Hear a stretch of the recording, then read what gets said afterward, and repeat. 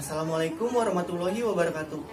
Halo semuanya, perkenalkan, nama saya Fahri Aprianto, mahasiswa Untirta Angkatan tahun 2020 dari Fakultas Keguruan dan Ilmu Pendidikan, Program Studi Pendidikan Vokasional Teknik Mesin. Video ini dibuat untuk memenuhi salah satu tugas UTS meteorologi saya.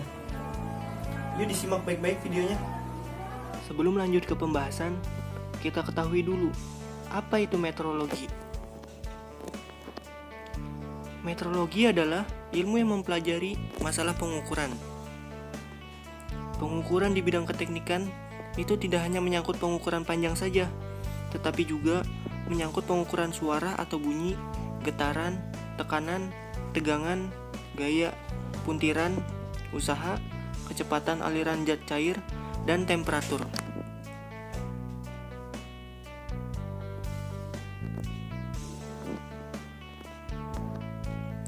Tujuan meteorologi dapat mengelola laboratorium pengukuran baik yang ada di industri maupun di bengkel kerja pada pendidikan keterampilan teknik. Dapat menggunakan dan membaca skala alat-alat ukur dengan tepat dan benar. Dapat menentukan dan memilih alat-alat ukur yang tepat sesuai dengan bentuk dari objek yang akan diukur. Dapat mengkalibrasi dan memelihara alat-alat ukur sehingga alat-alat ukur tetap terjamin ketepatannya bila digunakan untuk pengukuran. Memiliki pengetahuan tentang sumber-sumber penyimpangan pengukuran dan dapat menentukan bagaimana caranya mengurangi seminimal mungkin penyimpangan tersebut. Dapat merendahkan biaya inspeksi semurah mungkin dengan penggunaan fasilitas yang ada secara efektif dan efisien. Dengan menguasai pengetahuan tentang kontrol kualitas, maka dapat membantu peningkatan produktivitas hasil kerja, baik hasil kerja di bidang pendidikan keterampilan teknik maupun di bidang perindustrian. Sejarah meteorologi. Barang siapa lalai atau lupa mengkalibrasi standar satuan panjang setiap bulan purnama, diancam dengan hukuman mati. Itulah resiko yang dihadapi oleh arsitek resmi kerajaan yang bertanggung jawab atas pembangunan kuil-kuil dan piramid-piramid Firaun pada zaman Mesir kuno, 1000 tahun sebelum Masehi. Sejarah pengukuran yang sedikit lebih mutakhir adalah pencanangan sistem metrik di Paris tahun 1799 dengan ditetapkannya dua buah benda standar terbuat dari platinum, satu mewakili meter dan satu lagi mewakili kilogram, sebagai nenek moyang sistem internasional satuan yang kita kenal sekarang, atau disingkat SI. Satuan internasional SI adalah beberapa satuan pengukuran baku yang didefinisikan dalam sistem satuan internasional untuk ketujuh besaran pokok yang termasuk dalam sistem yang saat ini dikenal sebagai sistem besaran internasional. Satuan-satuan tersebut menjadi dasar penurunan derivasi untuk satuan-satuan lainnya yang termasuk dalam satuan turunan SI. Satuan pokok SI tersebut diantaranya adalah meter sebagai satuan panjang, kilogram untuk massa, second untuk waktu, ampere untuk arus listrik, kelvin untuk suhu, mol untuk jumlah zat, dan kandela untuk intensitas cahaya. Istilah-istilah meteorologi. Pertama, ketelitian, akurasi. Kedua, ketepatan, precision. Ketiga, ukuran dasar, basic size.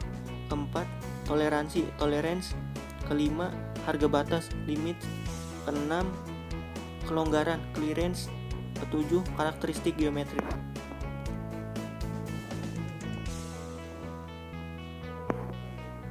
Ketelitian, akurasi.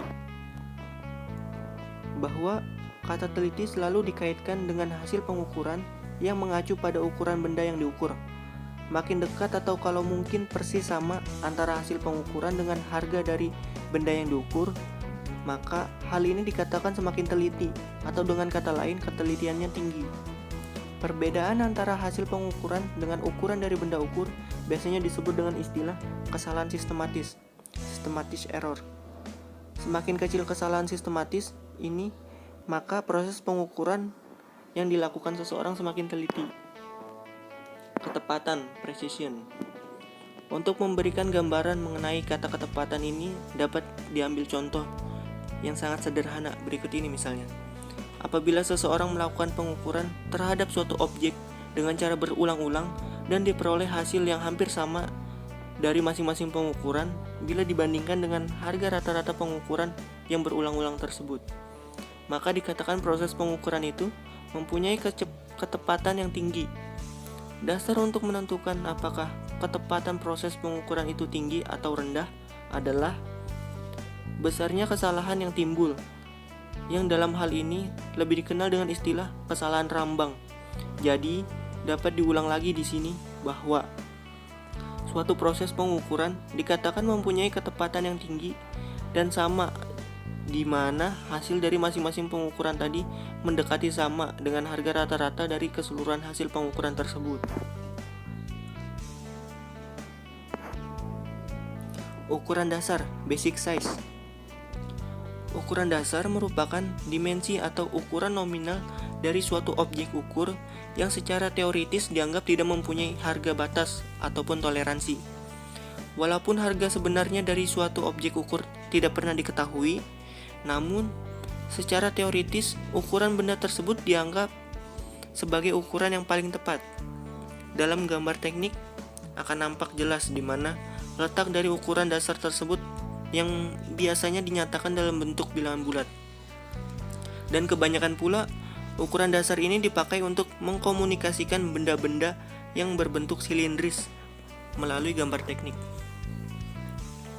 Toleransi.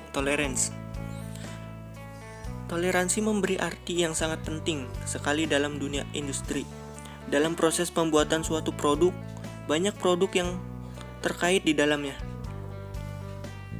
Misalnya faktor alat dan operator. Oleh karena itu, ukuran yang diperoleh tentu akan bervariasi. Variasi ukuran yang terjadi ini di satu pihak memang disengaja untuk dibuat, sedang di pihak lain adanya banyak faktor yang mempengaruhi proses pembuatannya. Dalam hal variasi ukuran yang sengaja dibuat ini, sebetulnya ada tujuan-tujuan tertentu, yang salah satunya adalah untuk memperoleh suatu produk yang berfungsi sesuai dengan yang direncanakan.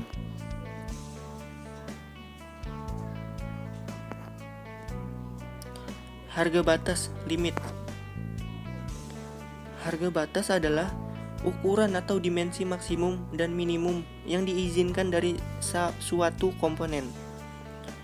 Di atas dan di bawah ukuran besar, basic size. Pada pembahasan mengenai statistik dalam metode metrologi, harga batas ini akan dibagi menjadi dua, yaitu harga batas atas dan harga batas bawah. Kelonggaran, clearance. Kelonggaran merupakan perbedaan ukuran antara pasangan suatu komponen dengan komponen lain, di mana ukuran terbesar dari salah satu komponen adalah lebih kecil daripada ukuran terkecil dari komponen yang lain. Contoh yang paling jelas misalnya, pasangan antara poros dan lubang.